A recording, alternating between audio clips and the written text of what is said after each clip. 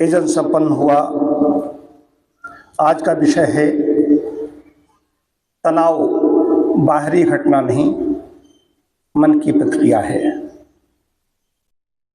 एक ही परिस्थिति है, गर्मी हो, सर्दी हो, वर्षा हो, ये विषय यहीं पर लिया जा सकता है।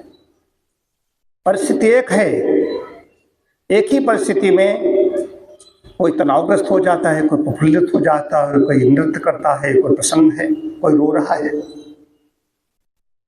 परिस्थिति एक है, बरसात हुई, वर्षा हो रही है, तो वर्षा में देखेंगे एक कह रहा है आनंद आ गया। हो सकता है कृषक हो, उसको पानी लग गया हो, उसको लगाना हो, उसका ईंधन बच गया, डीजल बच गया और उसका पानी लग गया। लेकिन जो सड़क पर भी चल रहा है उसको भी बारिश का आनंद ले रहा है और ये कह रहा है कि भीग गए, हमारे जूते गंदे हो जाएंगे। अब उसके जूते सोच रहा है, रो रहा है, रोने से परिस्थिति नहीं बदल सकती। तो तनाव है क्या? तनाव हमारे अंदर है।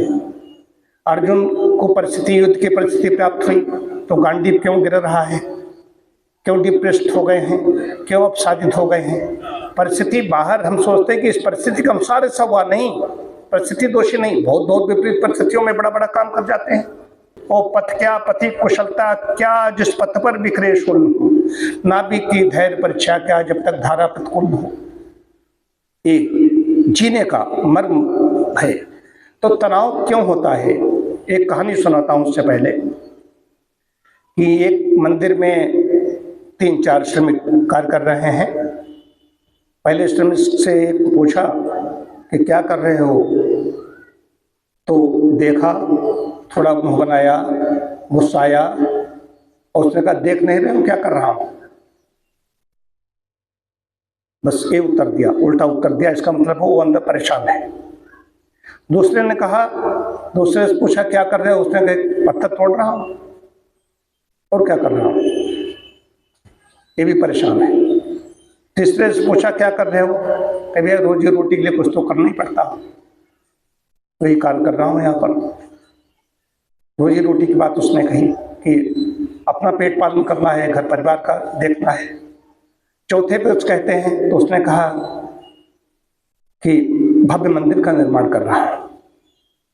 जब मंदिर निर्मित हो जाएगा, निर्माण हो जाएगा, भव्य मंदिर बनेगा, तो इसके मूल में मैं हूँ।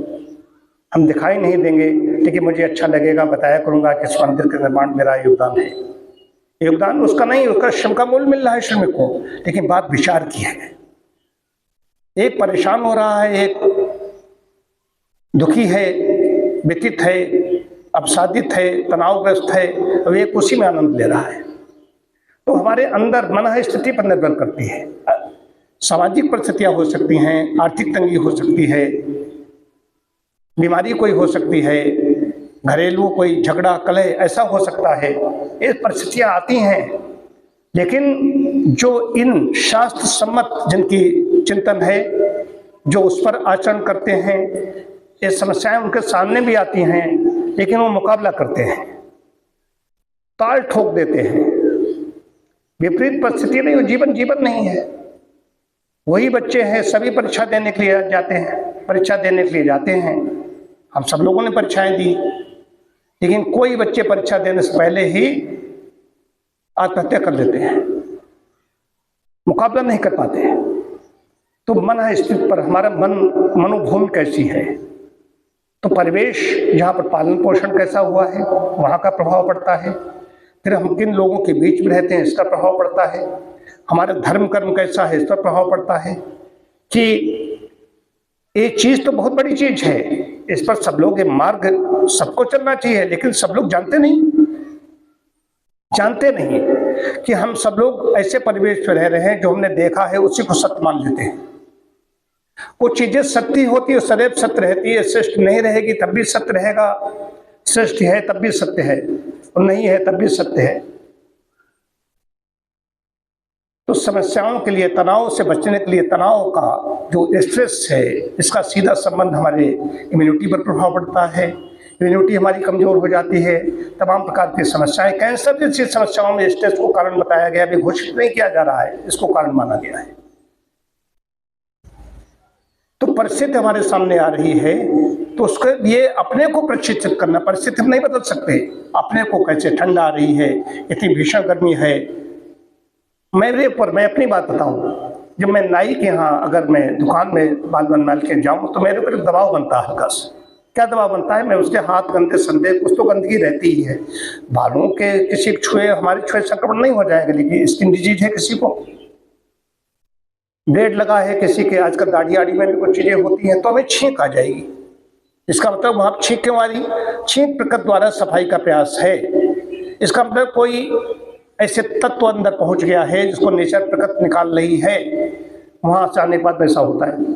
इसका मैं गंदी जगह में गया, नाई को अपने आप, परिस्थिति बदलो, या परिस्थिति बदलिए, परिस्थिति बदली भाई, नाई को अपने आप बुला लीजिए। एक भी हो सकता है, अपने आप बाल काट नहीं सकते, वो इनको सहयोगी चाहिए। तो नाई है, उसका विशेषज्ञ है, वो अच्छी तरीके से काट देगा, तो उसको बुला ले, अपने घर पे बुलाइए, उसको ज़्यादा पैसा दीजिए या वहाँ जाइए।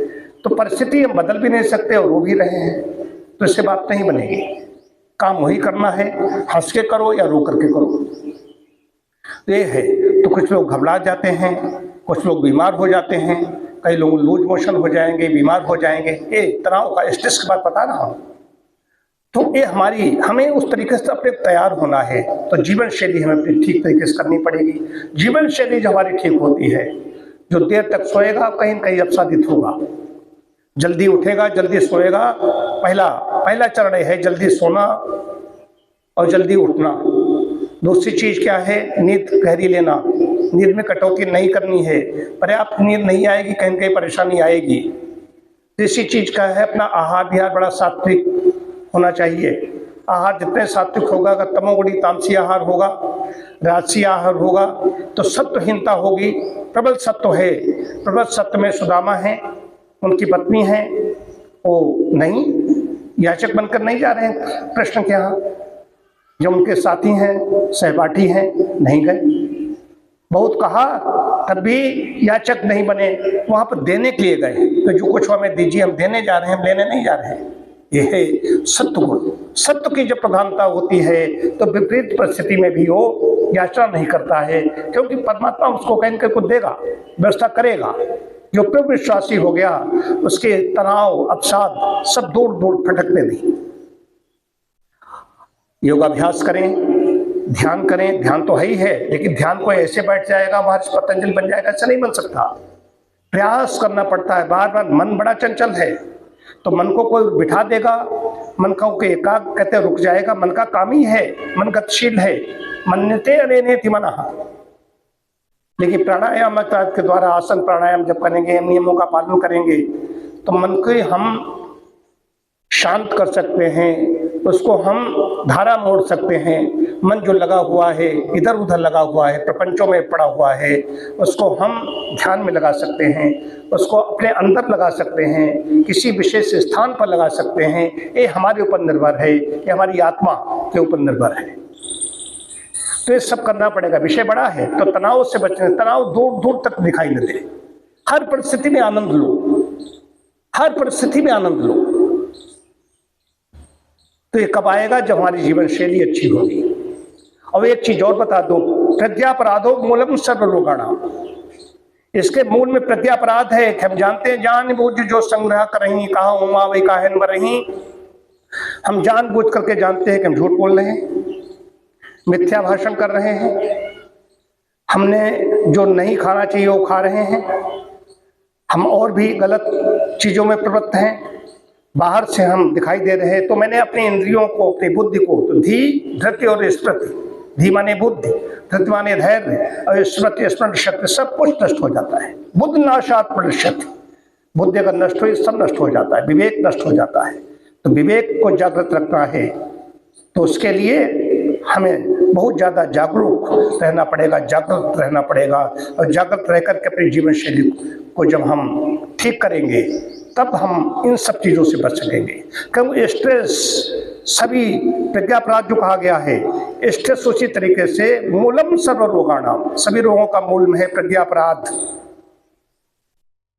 उसी प्रकार से स्ट्रेस, आजकल सभी रोगों के मूल में स्ट्रेस मिल रहा है। साइकोसोमेटिक, डॉक्टर साहब बैठे हैं, बहुत ज़्यादा साइकोसोमेटिक रोग आ रहे हैं। ये बड़ा शोचनीय है।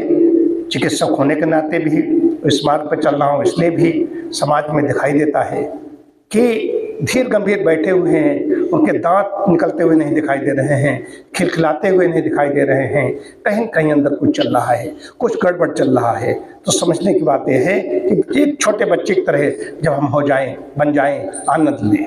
जब हम परमपिता परमात्मा के संतान हैं, हम उसकी गोद में बैठे हुए हैं, तो काहे के दुख, काहे की चिंता, ये समझने की बात है। समझें और आगे बढ़े। ओम शांति शांति शांति।